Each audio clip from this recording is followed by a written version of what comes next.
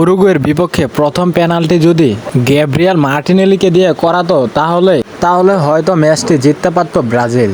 Match শেষে Dorival জুনিয়রকে দোষারোপ করে একে বললেন নেইমার জুনিয়র। দর্শক, টান টান উত্তেজনা ও হাড্ডাহাড্ডি লড়াই শেষে 2-4 গোলের ব্যবধানে হেরে 2024 কোপা আমেরিকা থেকে বিদায় নিল ব্রাজিল। কোয়ার্টার ফাইনালে উরুগুয়ের বিপক্ষে বল দখল থাকলেও তারা আক্রমণ তেমন একটা করতে পারেনি ব্রাজিল। পুরো ম্যাচে 59% বল পায়ে রেখেছে ব্রাজিল। ম্যাচের শুরুতে মাঠের মধ্যে চলছিল তুমুল উত্তেজনা।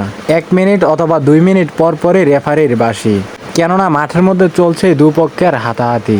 উরুগুয়ের বিপক্ষের ম্যাচটি রাফিনা ও এনরিকের সাথেই বেশি একটা চলছিল মারামারি। পুরো ম্যাচের মধ্যে ছিল টান টান উত্তেজনা। তাই তো পুরো 90 মিনিট খেলা শেষে কেউ পায়নি গোলের দেখা।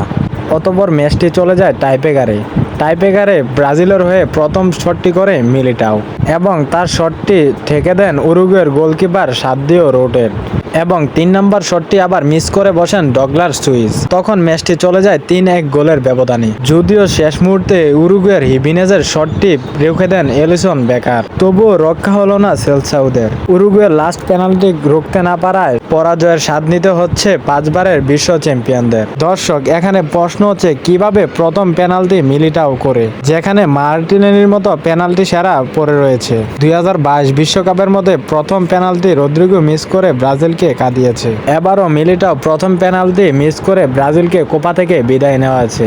2 রিয়াল মাদ্রিদ সেরার জন্যই ব্রাজিল পেয়েছে দ্বিতীয়বারের মতো পরাজয়ের স্বাদ। অথচ ক্লাবের হয়ে তারা অনেক ভালো সার্ভিস দিয়ে যাচ্ছে রিয়াল মাদ্রিদকে, কিন্তু নিজের দেশকে তারা বারবার হারিয়ে দিচ্ছে। আর হ্যাঁ দর্শক, উরুগুয়ের বিপক্ষের ম্যাচটিতে হারার কারণ কি হতে পারে ব্রাজিলের, তা অবশ্যই আপনার মূল্যবান মতামত আমাদের এই ভিডিওর কমেন্ট বক্সে কমেন্ট করে জানিয়ে দিবেন।